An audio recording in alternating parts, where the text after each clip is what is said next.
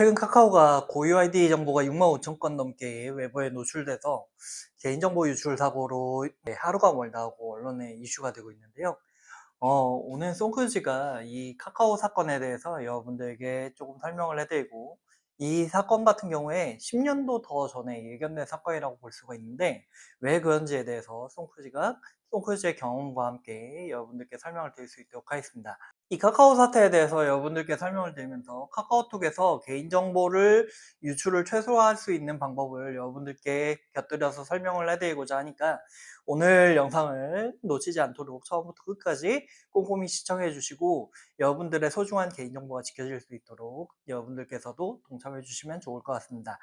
여러분, 송크지가 이전에 소개해드렸던 송크지가 중고나라에서 사기꾼을 잡았던 이 이야기 기억하실지 모르겠습니다. 그때를 계기로 사실 송크지도 카카오톡 대화방에서 개인정보가 노출될 수 있다는 사실 때문에 대화명에서부터 사진, 그리고 생년월일 공개 여부까지 싹 다 바꾸게 된 이런 계기가 됐던 그런 사건이었는데요. 오늘은 이번에 카카오톡 개인정보 유출 사건에서의 쟁점이 뭐고, 개인정보의 유출을 최소화하려면 어떤 설정을 바꿔야 하는지, 어떤 조치를 해야 하는지 여러분들과 함께 알아보도록 하겠습니다. 송크지가 중고나라에서 중고폰을 구매했다가 사기를 당해서, 요 시점이 2015년 3월이거든요.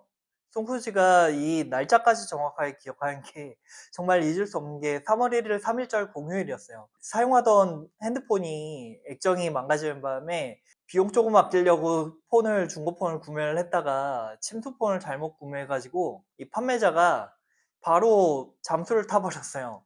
그래서 송크지가 그날 바로 경찰서로 달려갔기 때문에 정확하게 기억을 하는데, 2015년 그때 이제 사기를 당했고 지금이 2024년이니까 정확하게 10년 조금 넘은 시점이죠. 신고를 하고 나서 송크지가 이 사기꾼을 꼭 잡아야겠다라는 생각에 이제 증거를 좀 수집을 하자. 그래서 이제 신상털이를 하기 시작했는데, 그 신상털이를 하기 시작한 바로 그 부분이 카카오톡에서부터 시작된 부분입니다. 카카오톡 설정에 들어가 보시면 이제 친구라는 메뉴가 있어요. 이 친구 메뉴를 클릭을 해보시게 되면 기본적으로 활성화되어 있는 메뉴들이 일부 있는데, 이게 개인정보 측면에서 봤을 때 아주 위험한 설정들이라는 겁니다. 일단 첫 번째로 이번 사고에서 사용된 기능이기도 한데요. 중간쯤에 보시면 전화번호로 친구 추가 허용 설정이 있어요. 누가 내 이름을 몰라도, 내 이메일 주소를 몰라도 나를 친구로 추가를 할 수 있다는 겁니다. 이게 대체 뭐가 위험하냐, 감이 안 오시는 분들이 있으실 수 있는데, 카카오톡에 가입하실 때 보통은 이제 닉네임을 따로 설정하지 않으시고 실명으로 가입을 하시는 분들이 있으세요. 그러면 이제 친구 추가가 되면 대화명에 뭐가 뜨죠? 친구 목록에 실명이 뜹니다. 그럼 친구로 딱 등록되는 순간 또 카톡에서 제공하는 편리한 기능이 있죠. 바로 생년월일 정보입니다. 생년월일 정보가 기본적으로 공개로 되어 있기 때문에 친구로 추가되는 순간 이름, 그리고 전화번호, 생년월일, 이렇게 세 가지 정보가 노출이 되게 되는 거예요. 이름이 예를 들어서 홍길동인 사람 중에 생년월일이 80년 1월 며칠인 사람은, 전화번호가 정확하게 그 사람과 일치하는 사람은 세상에 딱 한 사람밖에 없겠죠. 그렇기 때문에 이거는 개인을 특정할 수 있는 개인정보가 돼버린 겁니다. 거기에다 추가로 이제 프로필 사진에 본인의 얼굴 사진을 정확하게 공개하시는 분들까지 있어요. 그러면 어떤 정보까지 공개가 되죠? 이 사람이 남자인지 여자인지, 그리고 대략적인 나이대까지, 생년월일 정보까지 있으니까 나이대까지 다 공개가 되는 셈이죠. 제가 사기를 당하고 나서 이 사기꾼의 신상털이를 어떻게 시작했을까요? 일단 거래할 때 연락을 했던 핸드폰 번호가 있으니까 핸드폰 번호를 주소록에 바로 등록을 했습니다. 뭐 이름은 제가 물어보지 않았으니까 이름 정보는 등록을 하지 않았죠. 근데 카톡에 자동으로 친구가 추가된 순간 카톡 목록에 이 사기를 치신 분의 이 실명 이름이 딱 떴습니다. 그리고 이분의 생년월일이 공개가 됐죠. 사진까지 이분이 공개를 해 놓으셨더라고요. 그 다음에 제가 거래한 지역이 있으니까 거주 지역을 특정할 수 있죠. 네, 그러면 이 정확한 개인정보를 가지고 경찰서에다가 증거로 제시를 했습니다. 결국에 한 달 만에 이 사기꾼을 잡았죠. 그때 사건을 계기로 송크지가 이게 카카오톡에 단순히 전화번호만 가지고 나의 이름, 그리고 생년월일, 나의 사진, 이런 정보들이 전부 다 고스란히 나를 알지 못하는 누군가에게 노출될 수 있는 가능성이 충분히 있구나라는 사실을 인지하고, 그때 바로 사진도 비공개, 사진을 다른 사진으로 바꿨습니다. 그리고 실명도 다른 닉네임으로 바로 바꿨어요. 그 이후에 생년월일도 비공개로 바꿨습니다. 최근에 이제 송크루지가 스팸 문자를 봤는데, 송크루지 회원님 주식에 투자하세요, 이렇게 스팸 문자가 오는 걸로 봐서 카톡밖에는 유출됐을 만한 경로가 전혀 없어요. 이번에 발생한 이 사건을 보면요, 이 개인정보를 유출한 이 공격자는 무작위 조합을 통해서 핸드폰 번호를 마구잡이로 막 생성을 한 걸로 보입니다. 핸드폰 번호는 규칙이 딱 있잖아요. 앞자리에 0105 시작해서 뒤에 가운데에 4자리 숫자가 들어가고, 또 마지막에 4자리 숫자로 해서 총 11자리의 숫자로 되는데, 11자리의 숫자를 조합해서 핸드폰 번호를 무작위로 생성을 할 수가 있습니다. 그러면 이렇게 생성된 핸드폰 번호를 하나하나 카카오톡 친구 추가에다가 등록을 해보면 어떻게 될까요? 실제로 이제 등록이 되는 핸드폰은 누군가가 사용하고 있는 실제 번호라는 얘기인 거고, 그렇게 해서 친구 추가에 성공을 하게 되면 이제 친구 목록에 사용자가 등록이 되게 되겠죠. 그럼 프로필에 실명으로 대화명을 설정해 놓은 사람들은 이름과 그리고 전화번호, 이 두 가지 정보가 유출돼 버린 거잖아요. 개인을 식별할 수 있는 정보니까 분명히 개인 정보잖아요. 이렇게만 해도 이 사람에게 스팸 메시지를 보낼 수 있는 개인정보가 유출된 상태가 되는 건데, 최근에 이제 유행하는 스미싱 사기, 이 사람이 주식에 관심이 있을지, 어떤 취미를 가지고 있는지, 이런 것들에 대한 정보는 어떻게 획득하는 걸까요? 네, 최근에 이제 카카오톡에 보시면 오픈 채팅방이 있습니다. 이 오픈 채팅방은 아무나 검색을 해서 같은 비슷한 주제를 가지고 대화를 하는 사람들끼리 모여서 채팅을 하는 방이죠. 최근에 이제 주식 투자 리딩방 뭐 이런 것들이 있다 보니까, 주식에 대해서 관심 있는 사람들을 찾고 싶으면 오픈 채팅방에 들어가서 주식 딱 검색을 합니다. 그러면 주식에 관심 있는 사람들 대화방 목록이 쭉 나오겠죠.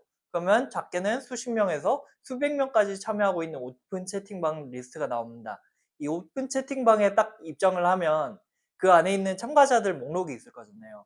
근데 오픈 채팅방 특성상 사람들의 대화명이 실명으로 공개되거나 실제 카카오톡 프로필명으로 그냥 공개가 되지는 않습니다. 다만 이제 참가하고 있는 사람들의 고유 아이디 정보를 확인할 수 있는 이런 기능들이 있는데, 이 고유 아이디를 추출할 수 있는 불법 프로그램들이 있다라고 해요. 공격자는 이 불법 프로그램을 통해서 고유 아이디를 추출을 한 걸로 보이고요. 이 오픈 채팅방에서 사용되는 고유 아이디 같은 경우는 친구 목록에 사용되는 고유 아이디하고는 조금 다릅니다.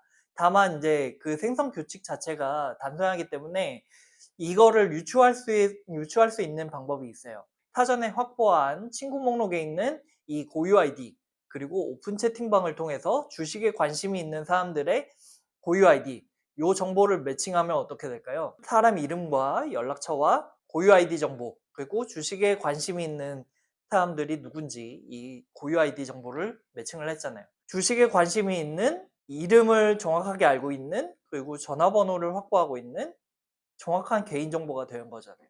그럼 이 사람들을 대상으로 주식에 대한 투자에 대해서 메시지를 보내게 되면 이 사람들이 속거나 당할 수 있는 확률이 그만큼 높아지는 거잖아요. 이제 사기를 치려고 하는 사람들 입장에서 확률이 이만큼 높은 정보인데, 한 사람당 적게는 수백만 원에서 수천만 원까지도 뜯어낼 수 있는데, 이 사람들에 대한 정보를 한 건당 10,000원에서 20,000원 정도 주고 구매를 한다라고 해서 이 사람들이 손해보는 장사는 아니라고 생각을 할 거잖아요.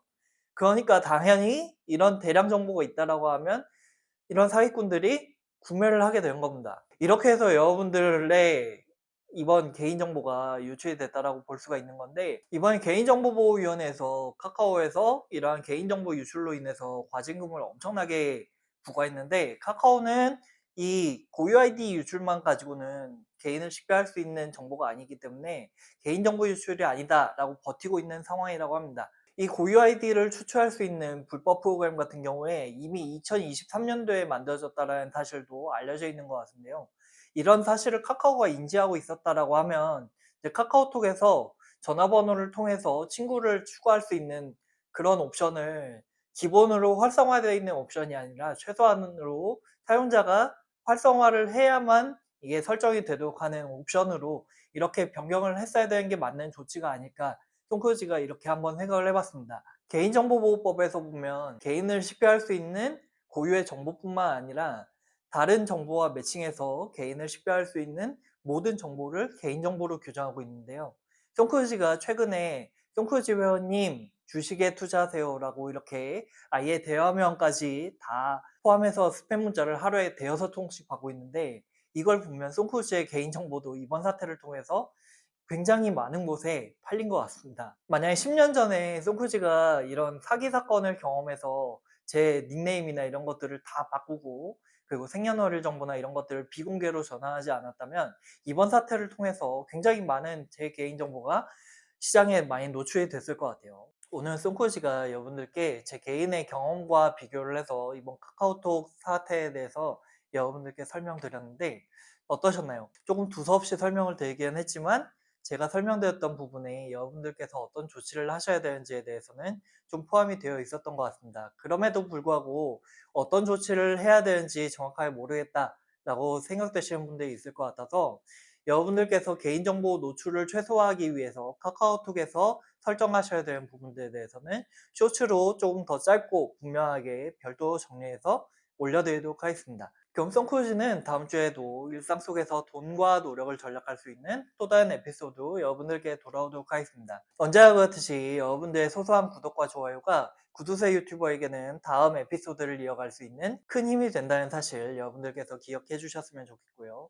그럼 송크루즈는 다음 주에도 또 다른 영상으로 찾아오도록 하겠습니다. 그럼 다음 주에 돌아올 때까지 여러분 모두 안녕히 계세요.